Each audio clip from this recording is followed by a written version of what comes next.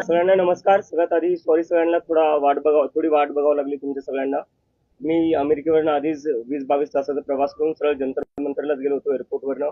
आणि तिथून मग रात्री सकाळी रोजगार देताय मुलांना ना, त्यांच्या परीक्षा तुम्ही बरोबर घेताय, तर करायचं काय या मग सरकारचं? तर या सरकारला आता या देशातला तरुण घाबरत नाहीये आणि तो आता रस्त्यावर येणार. आणि जोपर्यंत धर्मेंद्र प्रधान जे शिक्षा मंत्री आहे ते राजीनामा देणार नाही. कालच्या एकूण आंदोलनाबद्दल पोलीस होता मत काय, खरंच एवढा मोठा रिस्पॉन्स होता का? अनेक जर प्रश्न उपस्थित करायचे रिस्पॉन्स नव्हता. फोटो पाहिले, मला वाटतं सगळ्यांनी. मला फोटो व्यक्तिगत सोडून काय बोलायची गरज नाहीये. तेवढे तरुण जे आले होते त्यांच्याबद्दल तुम्ही काय म्हणणार? ते तरुण काय, त्यांचे जे इश्यूज होते ते बरोबर नव्हते असं तुम्हाला म्हणायचंय? किंवा ती आणलेली गर्दी होती? मी तर स्वतः काल अमेरिकेवरनं 8 वाजता पोहोचलो इंडियामध्ये. तिथून मी डायरेक्ट एअरपोर्टला गेलेलो आहे. आणि त्यानंतर तुम्ही म्हणताय जे लोक आले होते ते कमी आले होते, काय आले होते? पूर्ण जंतर मंतर भरलेलं होतं. तुम्ही स्वतः सगळ्यांनी फोटो पाहिलेले आहे. आणि त्याच्यानंतर तुम्हाला असं वाटतं प्रतिसाद नव्हतं. मग प्रतिसाद काय असतो? जेवढी जागा होती त्याच्यापेक्षा जास्त लोक भरलेली होती तिथे.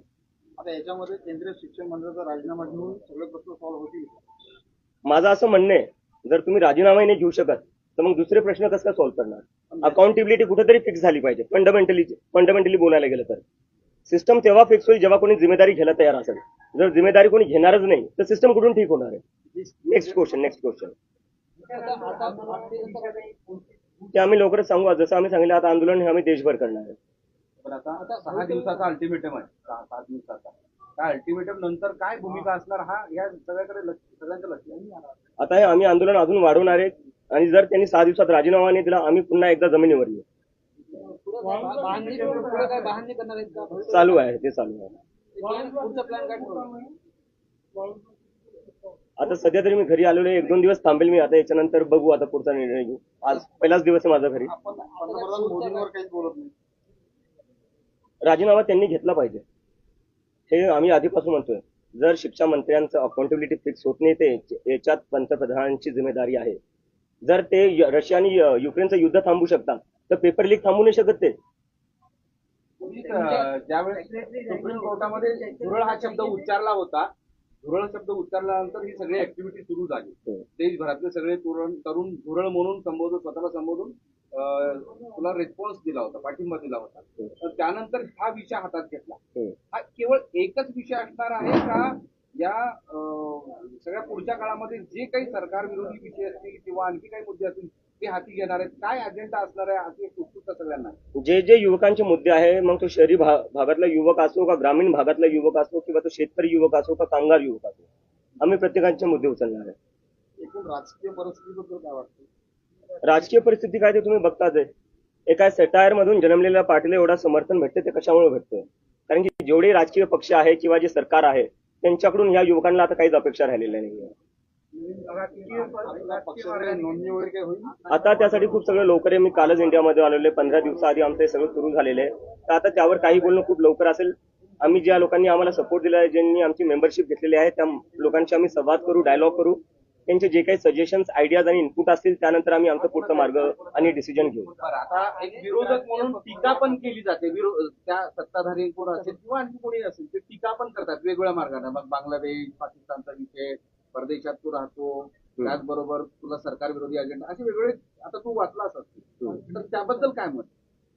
माझ्यावर जे टीका केल्या त्या केल्या, ठीक आहे. आज मी तुमचं त्याला या सरकार आणि मीडिया, जे मेनस्ट्रीम मीडिया आहे त्यांनी पाकिस्तानी म्हणलेले आहे. जो मुलगा 17 वर्षाचा आहे त्याचं फक्त एकच काम होतं, मेहनत करायची आणि परीक्षा द्यायची. त्यांनी परीक्षा दिली. परीक्षामध्ये त्याला जेव्हा कळलं की त्याची मार्कशीट चुकीची चेक झाली, तो कारभार त्यांनी उघड आणला, तेव्हा तुम्ही त्याला पाकिस्तानी म्हणले. या देशात तुम्ही कोणाला पाकिस्तानी म्हणणार? लोक आमच्याशी जुडतायत. प्रशांत भूषण, संजय हेगडे जे सुप्रीम कोर्टचे लॉयर आहे तेही आमच्यासोबत जुडतायत. त्याला जोडण्याचं असं आहे की इतर जे विरोधातले पक्ष आहेत काँग्रेस सारखे, ते उघडपणे पाठिंबा देताना दिसत नाहीत. काही संपर्क झालाय का? नाही, काही संपर्क नाही झाला. जर ते संपर्क केला त्यांनी, ते पाठिंबा दिला तर घेऊ इच्छितो. ज्यांना युवकांच्या मुद्द्यावर आम्हाला पाठिंबा देत आहे त्यांनी आम्हाला पाठिंबा देऊ शकतात. कारण की आम्ही कोणा एका पक्षासाठी करत नाहीये, आम्ही युवकांसाठी करतोय. आणि ज्यांना युवकांची काळजी आहे ते आम्हाला पाठिंबा देऊ शकतात. आपला माजी पक्ष आहे आम आदमी पार्टी आहे तर त्यांनी काय पाठिंबा वगैरे दिला किंवा त्यांच्या काही संपर्कात आहे आपण? संपर्कात नाहीये, पण मी जसं आधी म्हणलं, ज्या ज्या पक्षांना किंवा लोकांना युवकांची काळजी आहे आणि युवकांच्या मुद्द्यांवर थोडंफार काही वाटत असेल त्यांना, तर त्यांनी आम्हाला समर्थन द्यावं. कारण की आमची जी पूर्ण मुवमेंट आहे ती सगळे जे युवक आहे ज्यांच्यासोबत शिक्षणात काही चांगलं होत नाही, शिक्षण व्यवस्था आपली कोलॅप झाली आहे, बेरोजगारी आपल्या देशात मागच्या 40 वर्षात सगळ्यात जास्त आहे. आज आपल्या देशात 50 लाख ग्रॅज्युएट दरवर्षी निघतात. त्या 50 लाख ग्रॅज्युएट पैकी फक्त 20 लाख ग्रॅज्युएट्सला नोकरी भेटते, बाकीचे 30 लाख जे ग्रॅज्युएट्स आहेत त्यांना नोकरी भेटत नाही. तर या मुद्द्यावर ज्यांना आवाज उठवायचा आहे आणि ज्यांना समर्थन द्यायचं आहे ते आम्हाला समर्थन देऊ शकतात. नाही, आता या मुवमेंटचं काही पॉलिटिकल मध्ये परिवर्तन होईल? ही पॉलिटिकलच मुवमेंट आहे सर. या देशात प्रत्येक गोष्ट पॉलिटिकल आहे. पॉलिटिकल फक्त 5 वर्षातून एकदा मत देणं म्हणजे पॉलिटिक्स नसतं. पॉलिटिक्स म्हणजे तुम्हाला 5 वर्ष ज्यांना मत दिले त्यांना प्रश्न विचारणं पॉलिटिक्स असतं. ते हे पॉलिटिकलच आहे. आपण मतदानाच्या पॉलिटिक्स मध्ये उतरणार? ते मी जसं तुम्हाला थोड्या वेळ आधी सांगितलं, खूप लोक ते सगळं बोलायला 15 दिवस झाले. कालच्या भाषणात पण म्हणालं होतं की भीती आणि प्रत्येकाच्या मनात भीती आहे की रस्त्यावर उतरलं तर काय होईल, आपण आंदोलन केलं तर काय होईल. ती भीती अजूनही मनात आहे का? पुढं या भीतीला सगळं दूर करून पुढं एकसंघ मला काल वाटतं की युवकांनी उत्तर दिलेलं आहे, ते आता घाबरत नाही. आणि त्यामुळेच काल जंतर मंतरवर आपण एवढी गर्दी पाहिली, पूर्ण जंतर मंतर भरून गेलं होतं. ते एक मेसेज होता की आजचा तरुण आता घाबरणार नाही या सरकारला. याला जोडूनच एक प्रश्न आहे. काल तुम्ही आंदोलनात पण बोललात की आई वडिलांच्या मनात आहे की तुमची आणि आई वडिलांची भेट झाली, ती भीती दूर झाली, काय वाटतं? नाही, माझ्या आई वडिलांना भीती वाटतेच थोडीफार. मी त्यांना सांगतो घाबरायची गरज नाही, कारण की आता मी एकटा आणि लाखो तरुण माझ्यासोबत जुडलेले आहेत. काल जंतर मंतरवर इतके हजारो तरुण आलेले होते. आणि जे काही आई वडील बघत असतील, मी त्यांना सांगू एक मेसेज त्यांच्यासाठी आहे. मला माहिती आहे, जेव्हा तुमचे लेकरं काही राजकारणावर बोलत असतील किंवा सरकारला प्रश्न विचारत असतील तेव्हा तुम्हाला भीती वाटत असेल, तुम्ही लेकरांना सांगत असाल की काही बोलू नको, तुझ्यावर केस करतील किंवा तुझ्यावर काही आरोप लावतील किंवा तुला आत टाकतील. घाबरू नका. तुम्ही घाबरतात ह्या सरकारला प्रश्न नाही विचारत, त्यामुळे आज नीट सीबीएसई सारख्या भानगडी होत आहेत आणि त्यामुळे आपल्या लेकरांचं जे भविष्य आहे ते उद्ध्वस्त होत आहे.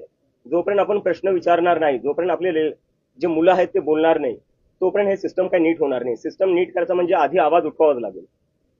काँग्रेसचे नेते तुम्ही मराठवाड्यात आलेले आहात, युवकांच्या प्रश्नांवर जरांगे पाटील बोलायचे आहे आणि भेटत आहेत, तर त्यांची भेट देणार आहे का? सर, मी आज सकाळी 6लाच घरी पोहोचलो. मला थोडा वेळ तर द्या. मला आधी माझ्या आई वडिलांसोबत तरी बसू द्या. काँग्रेसच्या नेते जयश्री ठाकरे ते म्हणतात की डॉक्टर जनता पार्टीची विचारधारा ही काँग्रेसची दूर चुकीची आहे. आयडियोलॉजीचा प्रश्न उपस्थित आमचे जे इन्स्पिरेशन आहे, जसं मी आधीपासून म्हणत आलेलो आहे, महात्मा गांधी, आंबेडकर, नेहरू, भगतसिंग. आणि मला वाटतं ही आयडियोलॉजी कुठल्या एका पार्टीची नाही किंवा कुठल्या एका माणसाची नाही. देशात आपले सगळेच असे, महाराष्ट्रच बघायला गेला तर सगळ्यात जास्त प्रोग्रेसिव्ह लिबरल आपला महाराष्ट्रच आहे. ती आयडियोलॉजी तर मला वाटतं सगळ्या महाराष्ट्राचीच असू पण शकते. या पुढच्या काळात देशभराचा दौरा करणार आता? त्याच्यावर आम्ही हे विचार करतोय आणि लवकरच करू.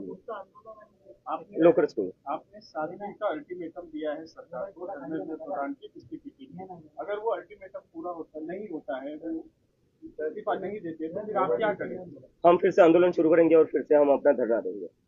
धर्मेंद्र प्रधान जी का इस्तीफा देने से क्या प्रॉब्लम सॉल्व होगा? क्या सेंट्रल गवर्नमेंट ने इसमें और कुछ इनिशिएट करने की जरूरत है, क्योंकि एजुकेशन जनरेशन पे इम्पैक्ट करता है? मैं आपसे पूछना चाहता हूँ, एक मेरा सीधा क्वेश्चन है, सिस्टम कैसे ठीक होगा जब कोई जिम्मेदारी लेने को तैयार नहीं है? अब बताइए मुझे, पहले जिम्मेदारी तो लेनी पड़ेगी ना. कल को आप किसी कंपनी में काम करते हो, उस कंपनी में नुकसान हो रहा है उस कंपनी का आपकी वजह से, क्या वो नुकसान फायदे में बदल सकता है जब तक आप रिजाइन ना करो? और ये कौन सा है, मतलब कोई भी प्राइवेट जॉब देख लीजिए, आप कहीं प्राइवेट जॉब करने जाओगे, आपसे एक गलती हो जाए, 2 गलती हो जाए, आपको जॉब से निकाल देंगे. यहाँ हर रोज पेपर लीक हो रहे हैं. देश में कौन सा एक सरकारी पेपर है जो लीक नहीं हो रहा है? उसके बाद भी कोई रेजिग्नेशन नहीं आ रहा है. तो जब तक रेजिग्नेशन नहीं आता तो कैसे कर दिखाओ, हमें बताओ तो कि आप गलती मानने के लिए तैयार हो. आपण भाजपचे धर्मेंद्र प्रधान आहे, तर त्यांचे जे सेक्रेटरी आपण त्यांना पण धारेवरती धरणार का? कारण जर बघायला गेलं तर मंत्री दर 5 वर्षाला बदलत राहतात, पण सेक्रेटरी फिक्स असतो, प्लॅन पण नाही का, एक्झिक्युटिव्ह सेक्रेटरी होतो, तर आपण त्यांना पण धरलं पाहिजे. छोट्या माणसांना पकडून काय अर्थ? आपको हर तरफ ते वरती कोण बसले, त्यांना ऑर्डर कोण देत आहे? आता मी त्याच्यावरच बोलतोय, एक ऍक्शन घेतलंय सरकारने यावर, जे सीबीएसई नीट मध्ये झालेलं. काय केलेलं आहे? ट्रान्सफर केले ऑफिसर्सचे. सस्पेन्शन पण नाही, नुसतं ट्रान्सफर केलेलं आहे. 6-7 स्टुडंट्सनी आत्महत्या केलेली आहे. त्याच्यावर सरकारचं ऍक्शन काय? ट्रान्सफर. सस्पेन्शन पण जमलं नाही तुम्हाला. म्हणजे या देशात जे स्टुडंट्स आहेत त्यांची लाईफ, त्यांच्या लाईफची व्हॅल्यू एवढी कमी आहे की तुम्ही सस्पेंडही नाही करू शकत अधिकाऱ्यांना. आम्ही तर राजीनामा म्हणतोय, राजीनाम्याशिवाय कमी काही मंजूरच नाहीये. तुम्ही नुसतं ट्रान्सफर केले, काय लायकी ठेवली त्या स्टुडंट्सनी ज्यांनी आत्महत्या केली आहे? काय वाटत असेल आज त्यांच्या आई वडिलांना हे सगळं पाहून? कल सोशल मीडिया पे कई लोगों का कहना था कि गर्दी बंद थी और आपके लिए पाकिस्तानी लफ्ज का भी इस्तेमाल हो रहा है, इसके बारे में आप क्या कहते हैं? मैं ये पहले ही बोल चुका हूँ, भीड़ कहाँ से कम थी, फोटोज देख लीजिए आप जाकर, पूरा जंतर मंतर भरा हुआ था. कुछ लोग आ गए थे जो धरना शुरू होने से पहले ही फोटो निकाल कर चले गए और दिखा दिया कि देखो भीड़ है. अरे